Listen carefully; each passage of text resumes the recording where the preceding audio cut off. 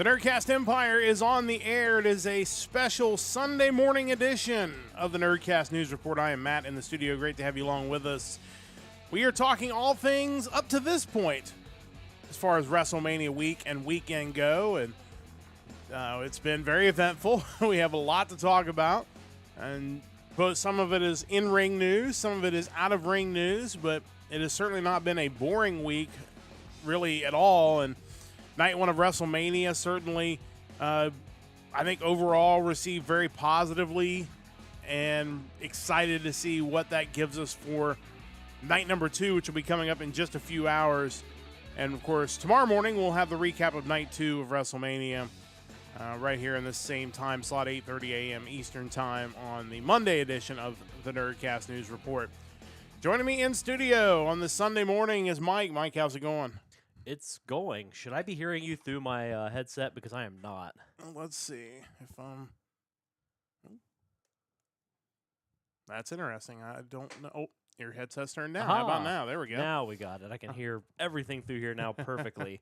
Yeah, it's been a wild weekend so far. Still trying to catch up with a lot of the non-WWE shows. I didn't think at this stage I would be looking at Minoru Suzuki versus Yoshihiko as his best match of the weekend, but that's kind of where we are. A lot to get into and a lot still to consume before we're done with all this. Yeah, and a couple of notes before we get started right off the top to make sure we kind of have all of our bases covered, with it being WrestleMania weekend and everything that goes with that and kind of the time consumption that's involved in that.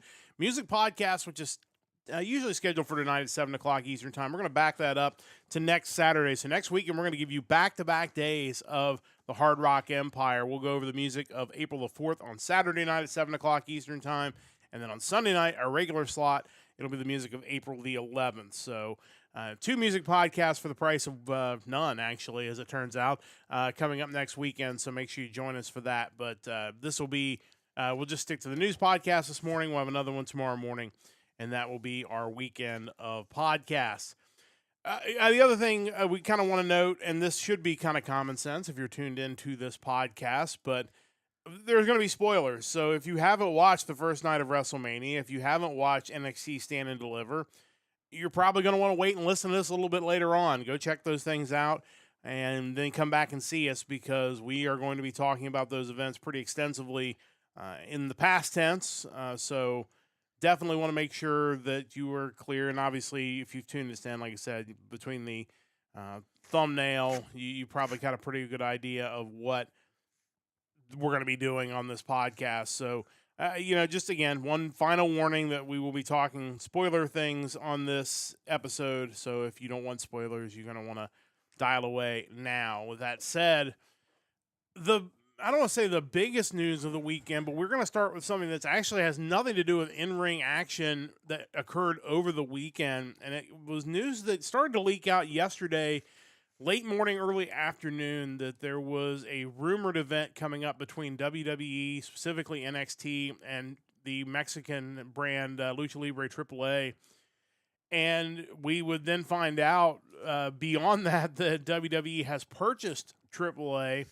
And so it's going to be more than one event, obviously. It's going to be WWE taking over that brand. And of course, we have spent quite a bit of time over the past few years watching AAA events. So we have at least somewhat of an understanding of what is going on there, as much as you can for someone who's not in the Mexican wrestling scene.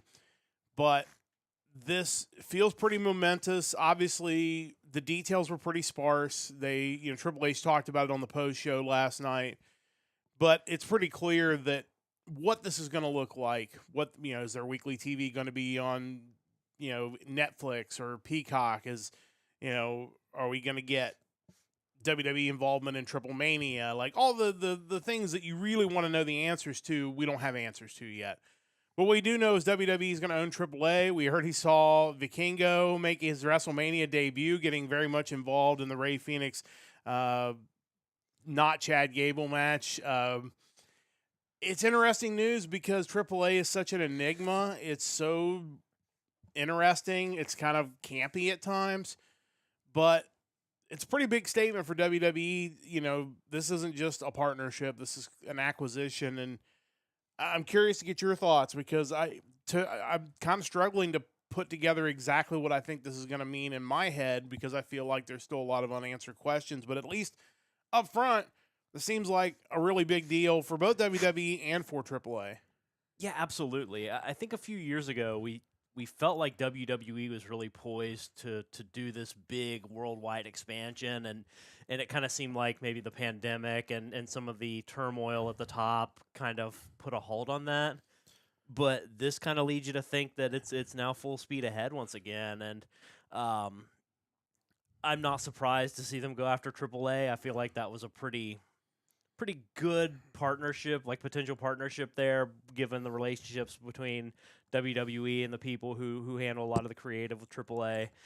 Um, yeah, it's tough to digest all of this right now because I mean, at first, like you mentioned, we got the word that there was going to be that Worlds Collide event. Like, oh, cool, they're going to work together. That's fine. And come to realize that's just the tip of the iceberg, and there's this much bigger story. And also funny because I often malign these ridiculously long pre-shows for WrestleMania. Like, why do you need a 3-hour pre-show? And then, lo and behold, yesterday they actually announced something with weight and relevance that would make someone actually want to tune into it.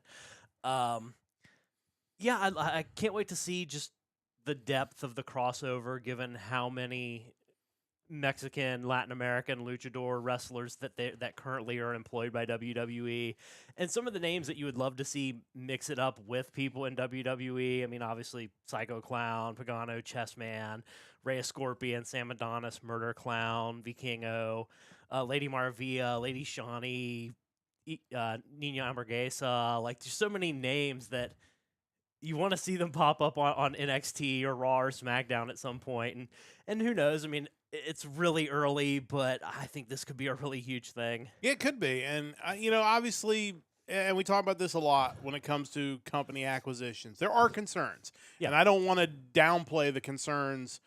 Anytime we've talked about it on the anime side, anytime the market gets smaller, it's concerning because that is potentially less jobs, less opportunities down the road. Obviously, again, WWE is saying all the right things. We want to expand. We want them to expand. We don't want to change their culture. We want them to continue to do the things they do. I definitely encourage you to follow Lucha Blog. I know he's not the biggest WWE fan, but I do think he has great perspective on the Mexican wrestling scene. And, the one thing he pointed out yesterday is that AAA is really kind of at their core an outlaw wrestling company, that they were created because they thought that Lucha Libre was broken and they were the ones that were going to try to save it or fix it. So it's been a company that's had a very interesting history. It's definitely worth looking into. And again, Lucha Blog does such a great job of chronicling. I want to say he's the Dave Meltzer of Lucha Libre because that might have some negative connotations to a lot of modern wrestling fans. But as far as an archivist, a historian, I don't think you can really do a whole lot better. And I think you can kind of get an idea of what AAA has been about. And yeah, all those names you mentioned, would love to see them. I think when you watch that trailer yesterday, you get a pretty good idea that the event they're going to run, as you mentioned, which is going to be June 7th at the LA Forum, there's clearly going to be a lot of non-NXT people on that event. Yeah. Like, pretty much, you got Lucha Brothers, you got both the Mysterios probably. You've got Santos Escobar, you've got Andrade. Like, there's going to be a ton of WWE, Latin American flair on that show as well. It's just honestly kind of mind-blowing news that kind of got buried, not intentionally, but just because WrestleMania is WrestleMania, it kind of slid under the radar. But it feels like we're going to look back on this in 6 months and think this may be the biggest thing that came out of WrestleMania weekend.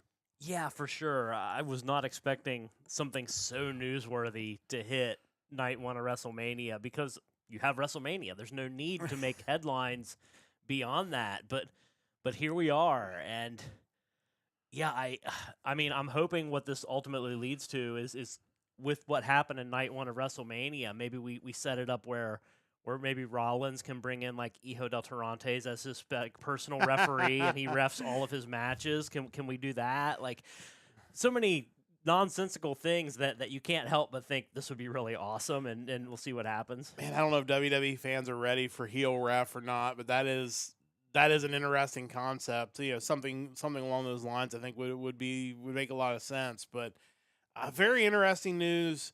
I think the kind of the next date to keep an eye on, if you are kind of interested in seeing where this goes, AAA, at least historically, and again, we don't know what this is going to look like going forward, but historically, tapes a lot of their TV kind of 3 or 4 episodes at a time. So obviously, their weekly TV, which aired last night about 8:30 Eastern on Space, did not mention, as far as I know, the acquisition. In 2 weeks, they do have live television in Mexico City, so that's where you start to wonder, like, does WWE fly some people down? JBL has been involved with AAA for a while, and again, now you look back on it and you start to put the pieces together. He was involved with TNA. They do the partnership with TNA. He's been involved with AAA. Now they buy AAA, so you mentioned Sam Adonis, who of course is Corey Graves' brother. Yeah. What do you tie in there? Is that an open door to get Graves back in the ring? There's so many questions, and I'm honestly very excited for all of it. And like I said, coming out of this weekend, as cool as everything else has been, this could end up being one of the coolest things that ends up happening. And I hope all things positive out of it. We'll find out as we go forward. I mean, I feel a lot better given the current power structure in WWE that they're not just going to jump in and make drastic alterations. I mean, you never know, but I mean, because you do kind of compare it to any other acquisition in any other line of business where it's like everyone always says that it's business as usual until it stops being business as usual. Yeah. And I don't want to be cynical about it because I do truly believe that Triple H has a greater passion for wrestling as an art form and as a historical thing of value that maybe other people don't have. I have a lot of respect for the guy, and I think this will be really good, but now it kind of makes you look a little sideways anytime you have WWE involvement in any other non-WWE thing. Like, is this just a one-off, or is this are they sending feelers out to see what business we can do in the future? Like, is that what's going on with MLW? Are they going to try to mend some sort of relationship there and for something greater? Who knows? Yeah, it definitely makes you wonder. And having been in a company that was acquired and went to crap, like I personally have that.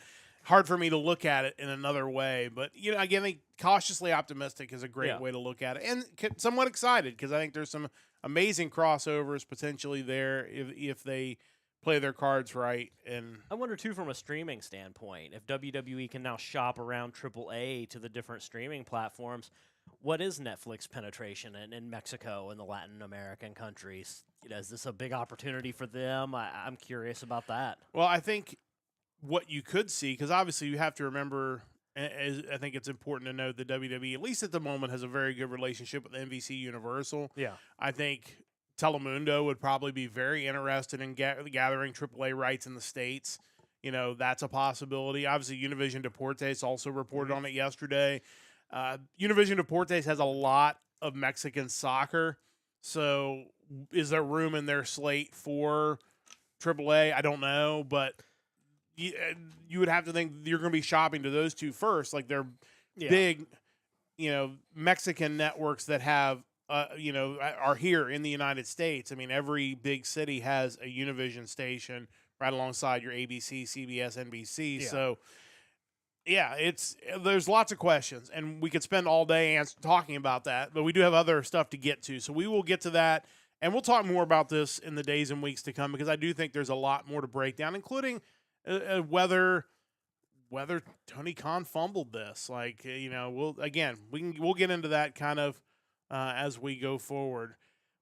Let's jump into WrestleMania and everything else because obviously there's been a lot going on so far as wrestling events. Yeah. Wrestling started midweek in Las Vegas and has carried on. So we'll start with WrestleMania night 1, and then we'll kind of back up from there. And we're not going to get too into detail because we don't want an hour-long podcast. Getting ready to show you the results from night 1 of WrestleMania. So again, spoilers, last warning on that. You obviously see the picture if you're watching on YouTube or on Twitch. But, as we look at the results from night number 1, I think it's best to probably start at the end. That's the biggest takeaway with Seth Rollins. getting Paul Heyman to betray both Roman Reigns and CM Punk to win the triple threat match and change the course of everything.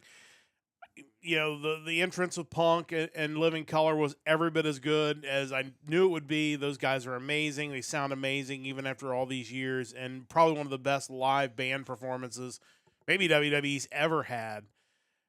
The match was cinema. Like it was amazing. Yeah. And you know, they handled the end, even though it was very telegraphed. One thing I always remind people when we talk about some things being telegraphed is, you're doing these things in 60,000 seat stadiums. So you do sometimes have to over exaggerate big moments so the whole crowd is kind of on board before the thing happens. Everybody kind of saw it coming, yet it was still really well executed and a great match. Let's just kind of, of the matches, kind of get your thoughts on that one to start with. Because again, I think that was it could end up being the match of the weekend just from a sports entertainment standpoint. Yeah, absolutely. I think this is kind of the ending we figured made the most sense, even if it seemed out of the box on paper. But the execution of it was really just outstanding. To me, it makes you think that maybe one of the matches during the NXT Stand and Deliver card, like they talked to Paul Heyman about how to handle these kind of situations, and honestly, like you could see where it felt like they were both orchestrated by the same person. But first off, great for CM Punk getting to main event WrestleMania. Like you can definitely tell that stuff matters to him. Yeah.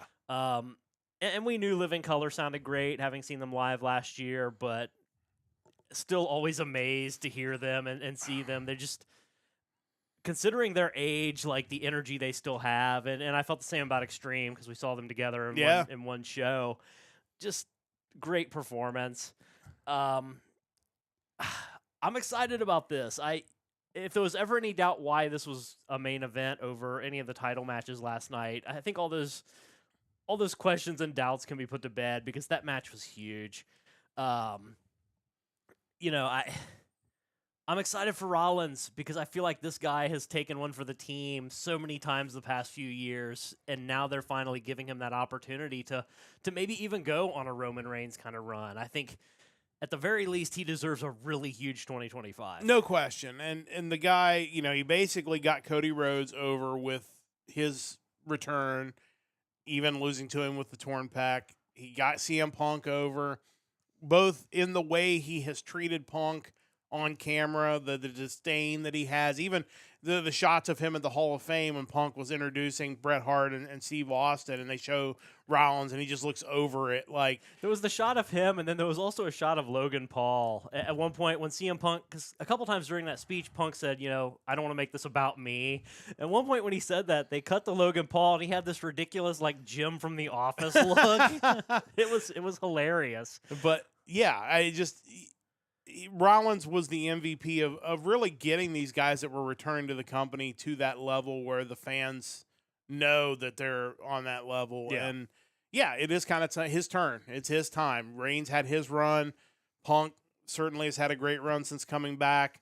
Now it's Rollins and another reign of terror potentially from Rollins now, and the Messiah character kind of coming back with the whole white outfit and mastermind and even a bit of the architect, if you will. But I'm super excited for him. I'm excited for Punk. Like you could tell, like you said, he was just really excited to have that match and that moment. And for Reigns, I mean, you don't know how much he's going to be around, but clearly there's a lot to unpack there. The man is literally now a chief without a tribe. Exactly what Cody promised him a year ago he was going to be. And it took about a year to get there, but he literally is by himself at the moment. And that's an intriguing storyline in and of itself. It's amazing because prior to the whole Tribal Chief storyline, I couldn't have imagined a situation where I cared that much about Roman Reigns. But they've actually turned him into somebody that I can get emotionally behind. And they've done that with so many people over the past couple of years that it's truly amazing. Yeah, for sure. The build for so many more people is so much better than it has been. Well, let's jump through the rest of the card quickly because we want to go through a bunch. The comment about Stratton and Charlotte, I think, was kind of dead on. There were some clunky moments in that match. I think we kind of knew that was going to be the case. I mean, Yeah. you have the combination of Stratton in her first WrestleMania. How do you deal with that big crowd? How do you deal with that big moment? You've got Charlotte, who, is great. I mean, there's no question about her talent. There is maybe some question about how well sometimes she works with others. But in the end, they kind of got where they needed to get to, which I think was the key. Feel like it finished strong, which was kind of what you're going to remember out of it. And Stratton got a win she really needed to kind of establish herself as somebody who's going to be a main event player on the women's side for a long time. Yeah, I would definitely say it felt clunky at times where it didn't seem like Charlotte maybe wanted to go along with where they were heading, or maybe they just weren't on the same page. But yeah, I think at the end of the day, you've taken Stratton now and kind of given her this extra level of toughness where it feels like she can win in different ways that aren't necessarily pretty. I mean, she looked pretty banged up by the end of the match, and it kind of gives her a greater level of credibility, maybe. It's weird because when they first floated the idea of that match out there, I assumed they were going to go the Rhea Ripley route and have Charlotte win the first time around, and then eventually have Stratton come back and get that win back. But the way the feud unfolded, it almost felt like they couldn't let Charlotte win. Yeah. Like they painted this picture where it was like, they're just going to totally bury Stratton if she loses this match. Yeah. Like, they can't go that route. And they salvaged something pretty good out of what was a really awkward build. Yeah, for sure. And I think, just those two kind of need to be done and get away from each other and move on to something else. And again, I think Triple H even kind of alluded to it. And I don't know if he was specifically talking about this match, but he could have been. When you talk about going with where the fans take you, I don't think they had any idea that Tiffany Stratton was going to be a babyface when they brought her up. She was not a babyface in NXT. They never turned her face to let her have that run, which probably in hindsight they wish they had because it would have given her more time to work on it. So they probably thought she was going to be a heel, and here comes Charlotte. She's had this devastating injury. She's been out forever. You just thought you were going to get kind of the John Cena effect where it's like, well, people kind of hated her for a long time, but now she's back. And they appreciate her, so they're going to cheer her. It didn't happen that way.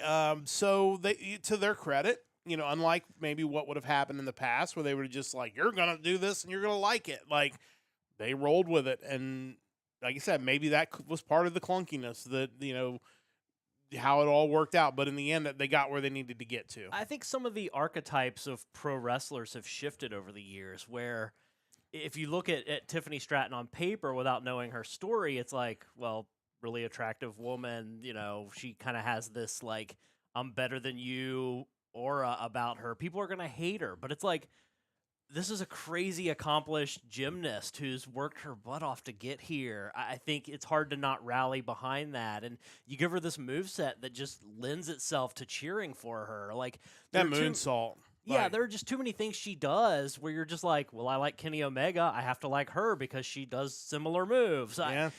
It's just when that's the crop of talent you're building, it's a Jacob Fatu situation. How do you not like the guy? Because he's just amazing. Yeah, let's jump to that real quick because I know, Chris, I don't think is with us this morning, but maybe somewhat in morning. Although Chris won our picks for night one, so he's probably not. He stopped me, man. That was bad. He was on it, and he even picked against his guy, LA Knight, which kind of tells you how locked in he was on getting these picks right. But Jacob Fatu is a star. Yeah. That match being in the middle of the card, probably a lot of people aren't going to be talking about it this morning because of all the other noteworthy things. But I don't know how long it's been since they signed somebody who's just had that it factor just out of the gate. And to me, I'll almost be shocked if we're not sitting here a year from now talking about him wrestling in a world title match on WrestleMania next year, because the dude has he's a natural babyface. Even though he's got this terrifying character, he's got charisma. His promos are authentic. He has the moveset that people love because he's crazy. To me, like, he's a main event guy, and he's obviously a champion now, but like this feels like just the beginning for him. It's kind of wild when you look at kind of the legacy of the Samoan wrestlers in WWE, because you feel like for so many years, even though Vince featured them, he always kind of pigeonholed them into like one kind of character type.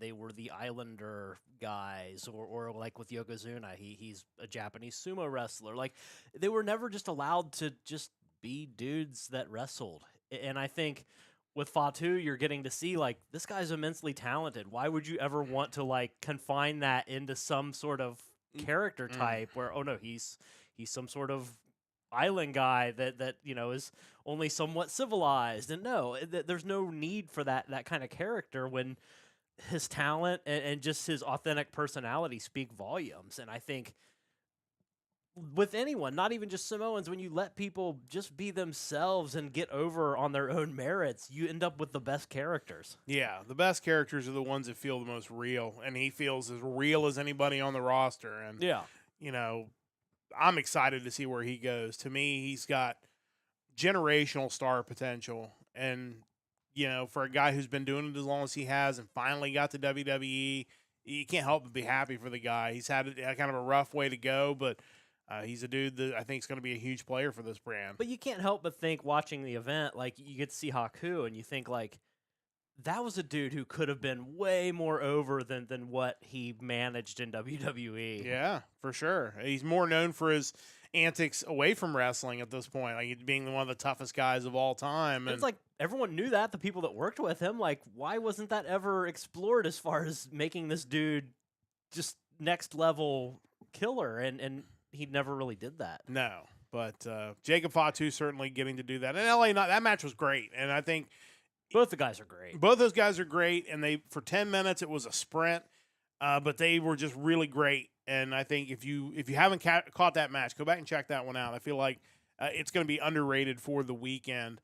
One other big one, and we'll kind of fast hit the rest of them so we can move on to NXT. Jey Uso, as expected, beating Gunther.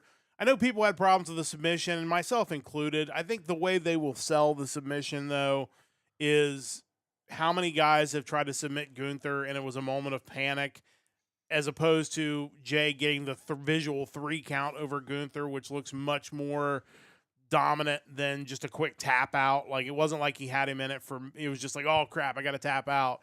I think that's how they'll sell it. And again, because it's Gunther, I think he's bulletproof. I think he'll be fine. I don't think it's going to bury him or hurt his character. Like, he's Gunther. He'll be completely okay. He'll be a champion again. But for Jey Uso, man, like, first off, you guys got to stop putting him on first and then expecting him to go have a press conference 3.5 hours later. Because, man, that dude's going to party. Like, that was like the Cody Rhodes press conference, but like times 10. Like, and you know what? Good for him. Like, the dude deserves it. He probably has to sit there and read all the hate comments all day. So, like, man, if he wants to have a good time, that's great. But, man, he was not in any condition to have a press conference 3.5 hours, 4 hours later. But, you just can't help but be happy for that guy. Like, he was going to be pigeonholed as a tag team guy his whole life. Yeah, I know he's not the best pro wrestler in the world, and that's fine. But, as Paul Heyman said in an interview over the weekend, the dude moves merch, the dude moves ratings, he moves tickets. He's got all the stuff. Like, yeah, he may not have the most varied moveset, but he connects with the fans in a way that you can't force. And because of that, again, new administration, we're going to run with that. We're not going to fight it like the Daniel Bryan situation where they, it took just having to pull teeth to get them to put him over. And even then, as interviews have said, like, immediately after he wins, they're like, well, we want you to help get Roman Reigns over. He's going to be the next guy. And, he's like, well, I want to be the next guy. Like, even then, WWE was still fighting that. Now it feels like they're kind of running with it. And, the match was what it needed to be. It's weird that certain people within the company didn't realize you can have more than one guy. Yeah. And right now they have so many guys. Like, yeah, Cody is probably the A champion, but it's arguable whether he's the top star. Yeah. Like, I don't know if that's the case right now. Jay and Jimmy as well, they suffered a lot through that bloodline story. They did. You felt like for such a long time, man, what are they doing to these guys? Like, they need to give them something better. They need to put them in. They need to reward them for putting up with this endless story. And we're finally getting to see that with Jay. the character's not going to connect with everyone. No different than John Cena's character didn't connect with everyone. I think that's inevitable, but he does as many moves, if not more, than Cena. So yeah, you may have issues with his in-ring work, and maybe that's because the Usos for so many years were compared with all your favorite tag teams as being right on the same level. So maybe you have certain expectations for them that maybe you don't think they're meeting, but the guy gets the job done. I kind of thought that the tap out thing for Gunther was actually to make it a little more definitive of a victory, given how much he struggled against Gunther up until this point. Yeah. Like, they thought just a quick pin maybe wouldn't have felt as satisfying, or maybe wouldn't have caught the crowd as off guard, and they were looking for that. But yeah, it was a weird choice, but given Gunther's a guy that can beat people in so many different ways, maybe I'm not so opposed to the idea of him kind of getting caught like that. The only problem I had with it, and I said it right after it happened, I generally am not a fan of submission finishes for baby faces because people get into the 3 count. Man. You do, and that you have that pop that comes after 1, 2, 3 pop. A tap out is not the same. It's more of a gradual pop. Like, oh, did he tap out? Oh, okay, ring the bell. Then it's like it's more of it's not that moment. Like I just think you miss that when you don't have a pinfall win. And so I mean but again, that's kind of splitting hairs. Happy for Jey Uso. Really curious to see where they go from here. Does Gunther line up a rematch? Does Seth Rollins Jay keep using Gunther's moves? Yeah, it's a great question. That was kind of a big subplot to the match, how he just kept using Gunther moves on him. Yeah, for sure. Does Seth Rollins target Jey Uso now? Like, there's lots of questions, and overall, like I said, it did what it needed to do. Other matches on the card, we'll just run down them real quick. New Day beating the War Raiders by cheating to win their tag titles. Again, those guys, that was a great match, and it'll probably get lost in the weekend. But for a tag team match, it only got a little over 9 minutes. I thought he got the job done. Yeah, I mean, I love their gear being a tribute to Giant Gonzalez. Yeah. Las Vegas WrestleMania icon. The two teams in the match work great together, and I'm always glad when they do some sort of character switch, like with the New Day going heel, when it actually pays off and it doesn't just fall flat. Like, there's nothing stranger to me when someone undergoes this transformation and then doesn't do anything afterwards. Yeah.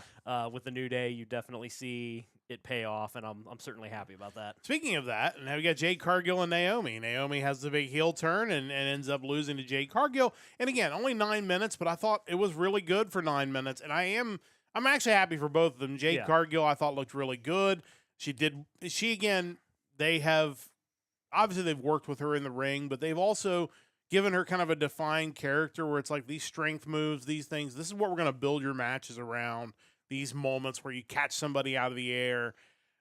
I think they've given her a focus, which is kind of the thing she didn't have in AEW, which kind of allows her to have that star power. And Naomi, I'm happy for her because she's finally got something she can get behind. I'm excited to see where her character goes because I think this is something she's been needing for a long time. And I just think Vince was always hesitant because she, the glow and all the stuff. And I think he was always hesitant to turn her heel, and she's killing it so far. Yeah, it was one of those things where when they brought her back, I was happy for her. But in the back of my mind, I thought, why? What are they going to do with her? Like, you didn't really feel like her character, even when she won the women's title the one time years ago, it was just like, oh, that's cool. Who's next? Like, you didn't really... That character didn't really seem like there was anything I could sink my teeth into. Like, it didn't seem like it was very deep or it was very surface level. I like them building this heel character for her, this kind of almost homage to Owen Hart with the caution tape. I love that. I think this is something she can really work with and build a real character that's more than just, glowing in the dark and color changing boots. I'm excited about that. I think Jade is now at a point where she wrestles well enough to get over in WWE.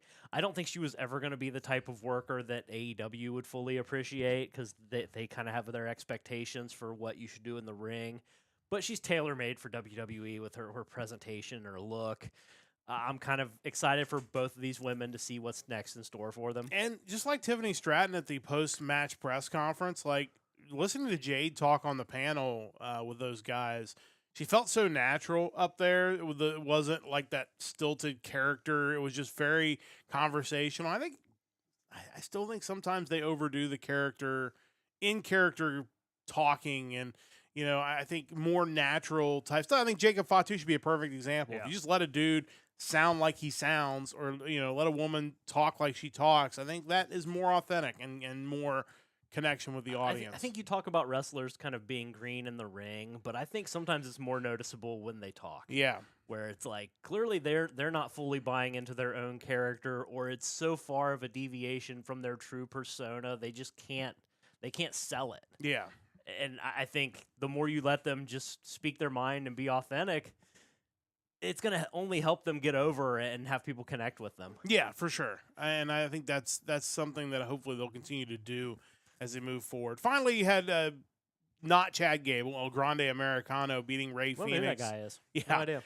Rey Phoenix, last-minute substitution for Rey Mysterio, who had a groin injury after SmackDown. At least that's what's being reported. Having to basically get your first WrestleMania match on less than 24 hours notice. Rey Phoenix did an amazing job. Yeah. He stepped in and wrestled the match. It clearly was meant for Mysterio. They clearly tied in the whole metal plate and the face mask again, and that allowed Gable to get a cheap win. I know there are people upset that Phoenix took an early loss, but again, there's so many outs. Obviously, the cheating, the fact that he didn't have time to fully prepare for the match. He's wrestling against a guy who, we don't know if it's Chad Gable or not. There's lots of outs Could for have been Phoenix. Fuego del Sol. It's possible. Although, yeah, now that he's unmasked and we'll get to that maybe in a moment. But overall, I thought for a match that only went 8 minutes, I thought it got done what it needed to get done. Rey Phoenix had a great moment. He's going to have a lot of them in this company. And, the whole Chad Gable, El Grande Americano storyline kind of furthers on. And still would like Chad Gable to get a work rate match on WrestleMania someday where he really gets to go for 15 to 20 minutes. But overall, it was fine for what it was. Yeah, absolutely. Like you mentioned, clearly they just ran with the match he was supposed to have with Mysterio, including winning. But, earlier in the night, they showed you the WrestleMania records for Xavier Woods and Kofi Kingston, almost like a primer where it's like, you may not have a great record at WrestleMania and maybe certainly not early on, but that's kind of meaningless. What really matters, especially in a match like this, that's ultimately throwaway at the end of the day, just being on the card, especially only having joined the company about a month ago, that's pretty amazing. And I'm not going to worry too much about Rey Phoenix losing what was ultimately somebody else's match. Yeah, for sure. And there are a lot of people not on the card, including Bayley now, which is kind of another irritation, I think. Head scratcher there a little bit. Yeah, and we'll talk about that in a moment when we get to night 2 of WrestleMania. Let's jump into the NXT event. Here are the results of the NXT event. I thought this was outstanding, as in the comments, like it stand and delivered. Always does. It always does. And, I haven't had the chance to watch a ton of NXT TV leading up to this, so maybe I wasn't as excited as I normally would be for this. But this was an outstanding event. I don't think there was any match that was bad. No. You had, obviously, the just kind of running down the card real quick. Gigi Dolan, Tatum Paxley are going to have a chance to challenge for the women's tag titles coming up. Ricky Saints and Ethan Page had a really great match to open the card, with Saints defending his North American Championship. Hank and Tank finally dethroning Fraxium in what was a wild match that people really loved. Sol Ruca and just a crazy ladder match gets the big win to win the Women's North American Championship. You had the D'Angelo family split up with Stax turning his back on D'Angelo and Dark State getting the win. Vicaire winning the 4-way match with Julia Jada Parker and Jordan Grace to retain her women's title. And then Obafemi winning just a really, really good match. The comment about Javon Evans versus Vikingo, that sounds like a ridiculous match that would be a great main event for that Worlds Collide event. I'd be totally down for that. Yeah, that was the name I immediately threw out yesterday talking about it, where you have Javon Evans, who, while being taller, isn't a huge dude. He's not going to make Vikingo look like a child. I think they could do some really cool work together. But great event. And again, it was an early event. The call time for this was 5 a.m. for the folks in Las Vegas, but certainly didn't look like it. They put on an amazing show. Rather than go match by match, just kind of get your overall thoughts. What really stood out as you kind of look down this card? I was really amazed at how much the crowd was behind Hank and Tank. And honestly, the match deserved it because, to me, it stands up with any of the great NXT tag title matches we've seen on takeovers for, man, the past 9 years now. 9-10 years. Happy for Sol Ruca. I thought that ladder match was really good. I thought they might have Thea Hale win, given how much they hyped her return. Her move off the top of the ladder, being tipped over, landing on the calling was really cool. Dark State had to win their match, obviously, just to kind of solidify them as something I should care about. Stacks turning on Tony. That was great how they teased it the whole match as far as who's going to turn on who, because at one point it kind of seemed like Tony was just done with Stacks, and it was kind of a nice appetizer for what happened at WrestleMania Night 1 in the main event as far as someone turning on someone. I still think Vaquer is the most complete package as far as women's talent goes in that match yesterday. I think they all obviously have bright futures, but she's kind of undeniable, and then you see this deal with AAA, and it just makes even more sense. Man, it's funny. I don't normally like super dominant champions, but man, I'm gonna be sad the day Obafemi loses the title. I think because that dude is just a beast. Yes, and probably right now my favorite big man wrestler. The dude is just entertaining as crap. That match was probably the best main event I've seen Trick Williams in. Yeah. In an NXT event. Some of his matches, one-on-one matches specifically, kind of come off a little wonky at times, but I don't know if it was the inclusion of Javon, but that match was flawless, and I'm excited to see what's next for Obafemi. I mean, is that where we implant Jeff Cobb? I don't know. Maybe. I mean, that's certainly a possibility. Again, with the potential crossovers with AAA, there's also a possibility you could find a challenger from there come in for there's a lot of different possibilities. But clearly with Femi, they think he needs to still be in developmental, which is completely fair. There's no hurry. There's no hurry to bring him up.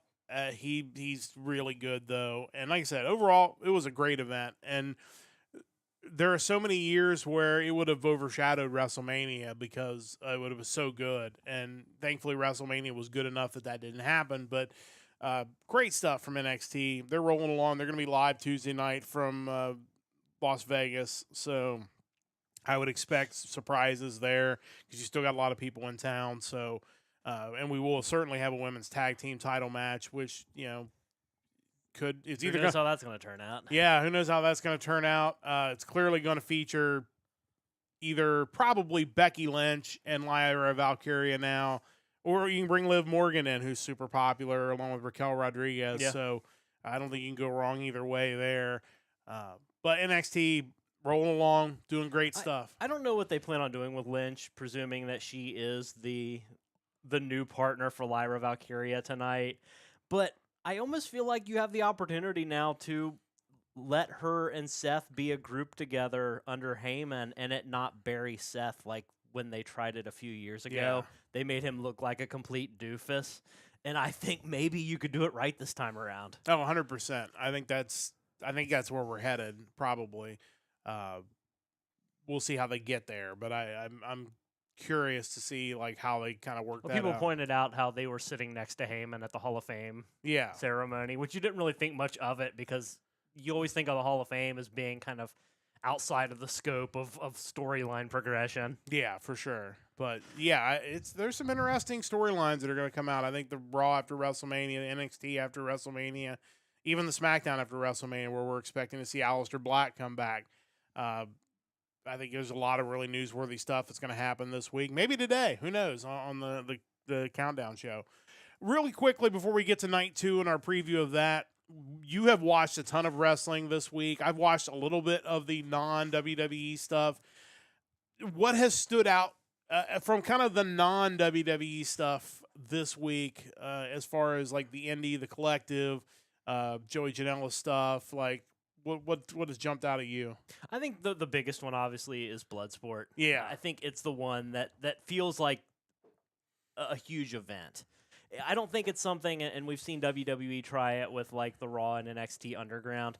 I don't think it's something you could ever do as a weekly show, but I think as a one-off every quarter doing some sort of event that features what feels like more shoot fighting and less wrestling, I think it would always go over really well. You get to see some really wild matchups. Getting to see Zack Sabre Jr. and Jonathan Gresham was really cool. Yeah. I would love to see Gresham show up somewhere in NXT or somewhere where I'm going to watch him. Anytime I get to see Minoru Suzuki is always a delight, and on some of the collective shows he's been there, hasn't really had the best luck with his matchups. I think his like I mentioned at the start, his match with Yoshihiko was probably the best so far, and that's probably just because he was in control of the entire match and he wasn't wrestling. There's so many pro wrestlers in the world. There are. I just don't know if they've all warranted any amount of ring time with Minoru Suzuki, but I'm still digesting more of this stuff as we go. It's such a great weekend, and I don't think WWE's increased involvement with GCW and the whole ID program has done anything to tarnish that. If anything, it's given me more of an incentive to watch matches that maybe I wouldn't have had on my radar. Yeah, and I think, it certainly hasn't really toned down GCW's product, as we saw from Sabu and Joey Janela.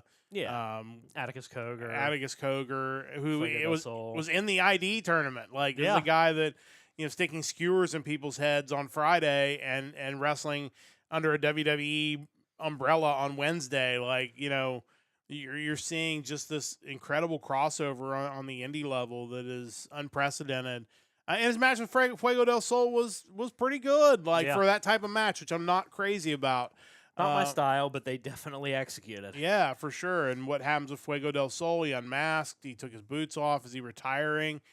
That, to me, he's a guy that I think is really tight with Cody. So would it shock me to see him show up as a trainer or something in WWE? Like, that wouldn't shock me at all. But there's a lot of really good stuff. Always support your indies. We talk about on the music podcast, like, go support your bands, go see them in concert. Same thing with independent wrestling. I think more than ever, especially as maybe the world of the major companies shrink more when you have these acquisitions, I think in supporting your local wrestling, it becomes more important than ever. And I think, get out there and see it, because there's a lot of really crazy stuff. Are there too many wrestlers? Probably. But, you got to love that people love this business to the point where they're willing to go out there and do these crazy things for your entertainment. So kudos to GCW, to DDT, Tokyo Joshi Pro. They just a lot of really good stuff, and other companies as well over the WrestleMania weekend. We're going to wrap this up today. Well, not wrap it up. We got to still do our Empire Express at the end, but we're going to wrap up kind of the wrestling portion of this with our Night 2 preview. And again, we're not going to get too deep into this. We'll put the card up on the screen. Obviously, the two big question marks coming into Night 2 are, who's Lyra Valkyria's tag team partner? We assume it to be Becky Lynch. I'm not happy really at all that they've taken Bayley off this card. I just, for someone who's such an MVP of this company, wrestles on every show, wrestles every night, does all the media, all the stuff like that, I kind of hate that for her. I also feel like she's really been getting over as a babyface with the crowd, and maybe this is an effort to get her more over, potentially build a feud between her and Lynch. Maybe. And kind of get Bayley back to that level where she's just a really red-hot babyface. And maybe it'll work out in the end, but, I just don't like the fact she's not on the card. I think you could have had Lynch attack her in the match and done the same thing. And obviously the TBA next to Randy Orton, I think a lot of people assume it might be someone like Rusev who fills in there. And again, whoever it is, it wasn't supposed to be that match. It's going to be the same situation as Rey Fenix. It was supposed to be Kevin Owens. Certainly wish him a healthy and speedy recovery. He's so valuable to this company. It's a shame he's going to miss out on this. And who knows how long he'll be out. The rest of the card, there's some wild cards on this card and some matches that really could steal the show on Night 2. And then obviously the main event with Cena and Rhodes closing out WrestleMania weekend. What are you looking forward to on this? Because like I said, there's a lot to like about this Night 2 card. Yeah, I think first off, you look at the women's title match. I think the way that they've told this story, you have to have Io Sky retain. Yep. There's no good reason for her to not win, given how dismissive the other two have been toward her, which at times felt kind of out of character for both of them. They're not the type to just openly disrespect somebody for no reason. But I don't really want to see Belair or Ripley win that match. The four-way for the Intercontinental title, that'll be interesting, especially now with the AAA news. Does that make you think that you're more likely to see Penta or Dominic win it to kind of give them something else to tour around Mexico with and do shows with some of the AAA talent? It's hard to say. I could see this going any one of four ways. Balor probably seems the least likely to win, but it does give you the opportunity to get the title off Breaker without him factoring into the decision. Yeah. I think Styles and Paul is going to be awesome. I think it may not matter a whole lot as far as the match itself, but it's going to be ridiculous, and I think you're just going to be reminded of how great AJ Styles is. Yeah. The Bailey thing's weird because my initial thought as this happened is, I don't really like the idea of Bailey just being plugged into a tag team. I didn't like that from the beginning, but then when you do it and I make peace with it, then to pull her out, it's like, wait, what are we doing? What's going on here? I think Bailey is kind of in a Seth Rollins kind of position where for so long they've not given her anything for me to be excited about. I have nothing against her. I like Bailey, but there's just something missing right now, and I hope they find some way to make her babyface run feel better to me, because I feel like her presentation, her music, so much of it just feels uninspired. Yeah. And I hate that I feel that way, but they need to shake it up somehow, and I don't know how, but hopefully they figure that out. But again, I feel the same way about Becky Lynch. Throwing her in a tag team seems kind of weird too, if that's the route they go. So we'll see what happens. I want to withhold judgment until I see where this unfolds. The Orton versus question marks. Now that it's not Owens, obviously, whatever happens. I'm not really invested in this. Yeah.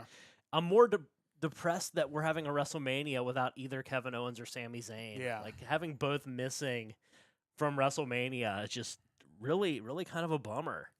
Otherwise, Rhodes and Cena, it's the main event at night too. Like Rhodes wins, right? You don't end it with Cena winning. You never know, but and you don't know how the crowd's going to react. Yeah. Because the most recent SmackDown, it really felt like they were very close to jumping on the Cena side of things. And if it wasn't for the great promo work of both guys that kind of got it back on track, I'm anxious to see how the crowd reacts to the match itself. Yeah, and I'm curious to see how overbooked it is, because I think if The Rock's in town, we're going to get Rock involvement. Who knows where else we're going to go with that. It does feel like Rhodes needs to win it. I know that Cena and the whole breaking the record and all that other stuff, but like I said last night, with Charlotte being so close to that record now, you almost feel like it makes more sense to have her do it first. Yeah. And Cena's Which is such a weird thing because they're two different titles. They are, but it's still a number. They can't compete with each other for them. But, when you start getting into that, then it's like, well, should we even be totaling them all up to begin with? Because we have NWA titles, we have WCW titles. What counts as a world title, what doesn't? Right. So it's like, that there's, you can really start getting into the whether these should be, because there's some dude on the Indies who's won 87 world titles for sure, and even Flair himself disputes the number that WWE says is his number. So it's like, and when they go back and look at Cody Rhodes or CM Punk or anybody who's been in AEW, they're not going to count AEW accomplishments in their world title. So again, not until they buy them. Until they buy them somewhere down the road. But again, that it is what it is. But whatever that fictional number is, if Charlotte gets by it first, to me that makes a lot of sense. And then they go from there. That's going to be a tough one to pull off without having the fans just revolt against it. I think they're in a weird position with Charlotte right now. She's another one who could benefit from having Heyman. Yeah, as just this mastermind and have her go on just a She's Roman Reigns right now. Yeah. Like, people just don't want to root for her at all. So basically, don't even try. Like, Yeah. have her be the most evil, manipulative. Nothing's more easily to get over than someone that detestable. Yeah. And the thing is, if you do it long enough, she'll become cool. And that's just like what happened with Reigns. You know, eventually the fans turn back because they like hating her. And, you know, same way, I think that's the path they should go on with her. Yeah, I totally agree. But, you know, the match you jumped over, the Damian Priest-Drew McIntyre match. Yeah. And forgot to add that to my list for some reason. And kind of fitting in a way because it does feel like the other match on this card. But it also feels like the match that could steal the show because those guys are both really good. Yeah. And I feel like neither one of them really wanted to be in this spot on WrestleMania where you're wrestling the special singles match, as New Japan would call it. You know, you're just... Is one of them going to get a title shot after this? Yeah. Like, how does that work? And, you know, there's rumors that Slayer is going to be there to play Damian Priest to the ring. Obviously, we saw Rick Rubin yesterday, which, you know, again... longtime producer of Slayer. So you just kind of think, well, maybe that's going to happen. You know, that could end up being the match of the night, and nobody's really talking about it. And those guys have been really, really good. So I'm looking forward to that. And again... Can we get Living Color playing with Slayer? Maybe. Like, that's possible. But yeah, I think it's going to be a great card. I think from a match standpoint, like in ring, this has the potential to be a better night than night one. As good as night one was, and as sports entertainment as night one was, this kind of feels like the pro wrestling night potentially. With your women's title. I mean, those three women are your equivalent of the three men you had in the main event of night one. As far as your big characters, your pro wrestlers. That four-way match for the Intercontinental title, those guys are all great. Styles, Paul, great in ring. The women's tag title match, I think, will be better than people think.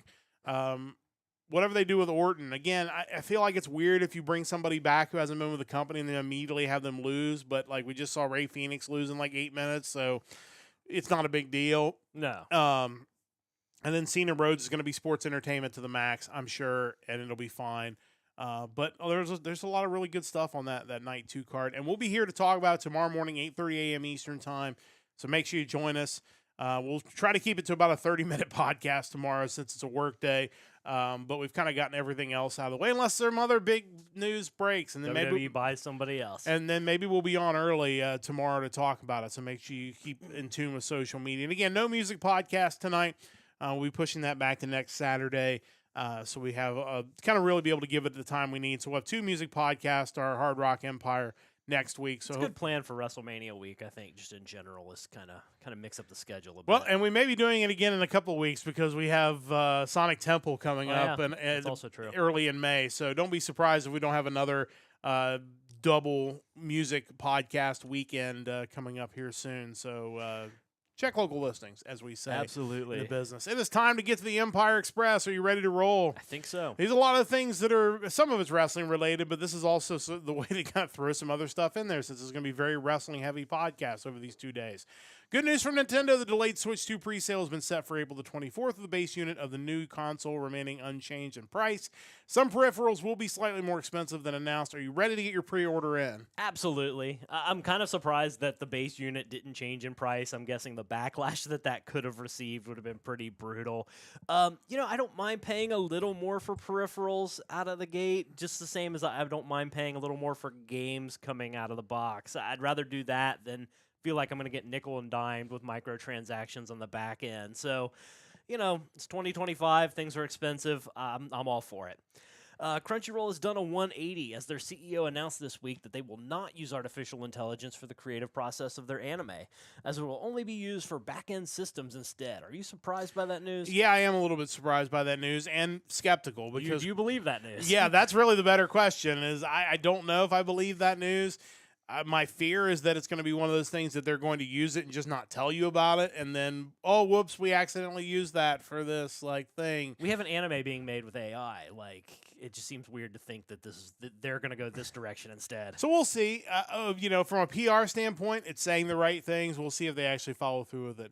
In music news tied to pro wrestling, Fozzy, the band fronted by Chris Jericho, has released a new single as they continue their 25th anniversary tour. What does the future hold for Jericho? I mean, eventually it's going to lead him back to WWE, a retirement run, Hall of Fame induction, everything the dude deserves, because no matter how you feel about his current in-ring work and creative, the guy's a legend. The guy, if you put him on your Mount Rushmore, I can't argue with you. And he deserves that kind of proper farewell. I think in comments he's made lately, he's definitely made it sound like that's way more likely than maybe how he made it sound 2 years ago. So it'll happen. We'll see when. I mean, as long as he can get big paydays from Tony, can't blame him for cashing those checks either. At a New Japan event Saturday, Jeff Cobb wrestled his final event for the company for now, losing to Hiroshi Tanahashi. The current tour also marks the end of the New Japan Pro Wrestling careers for Tetsuya Naito and Bushi. Surprised by all these departures, and how soon until Cobb shows up stateside? I wouldn't be shocked to see Cobb on NXT Tuesday night. I think clearly the fact that they rushed his departure because he was supposed to go through the beginning of May, and I think he was going to wrestle on Dontaku before he was kind of off. The fact that they moved it up clearly means they have plans for him very soon. Maybe he's the next challenger for Obafemi, and I'd be totally cool with that. Naito and Bushi are kind of weird because it feels like Bushi was going to stay, but when Naito announced he was leaving, Bushi announced he was leaving right after. I don't know where those two are going to go. Naito's kind of washed. Honestly, WWE could be up in play because you could have him come in and wrestle a WWE style, which would be far less physical. To me, it feels like they probably end up in CMLL or NOAH or something like that. But just kind of strange. Finally, one video game pro wrestling crossover as Fortnite has added Cody Rhodes and The Undertaker to the still popular game. Does this surprise you? Absolutely not. We've in our game coverage, we've done several stories talking about how popular older games still are with a large set of gamers. I think a lot of the newer games just have had trouble convincing people to abandon games like Fortnite. I mean, we just saw the Minecraft movie do pretty well in the box office. That's still a huge draw for people. It's Fortnite, the amount of money that game has made over the years and still makes, and they still get these huge collaborations. I'm kind of surprised all this hasn't happened sooner. Yeah, for sure. We've seen ads for it all weekend, and it's kind of wild for sure. But continues to be super popular, so can't blame those guys for continuing to make money. And the crossover again with two characters like Cody Rhodes and The Undertaker makes a ton of sense. But that is going to wrap things up for a special long edition of the Nerdcast News Report on this Sunday. Again, no music podcast tonight. We're going to take the week off because of WrestleMania. We'll be back with you with two music podcasts next weekend, Saturday night, 7 o'clock Eastern time or thereabouts. We'll let you know if that time schedule changes. But it'll be the music of April the 4th, and then we'll come back on Sunday night with the music of April the 11th. Really good stuff. We'll have all that next weekend. Again, tomorrow morning, 8:30 a.m. Eastern, that's tentatively the plan. We'll kind of go and play it by ear, but we'll have night 2 coverage of WrestleMania on the Nerdcast News Report, so hopefully you'll join us tomorrow morning for that. Big thanks to everyone joining us this morning. Big thanks to Mike as well. Big thanks to Stove Lake Media for their continued support of our podcast. Big thanks to you for listening whenever and wherever you are checking out the Nerdcast Empire. We'll be back with you again tomorrow morning as we recap night 2 of WrestleMania here on the Nerdcast News Report. Until then, don't forget to join the Empire, the Nerdcast Empire.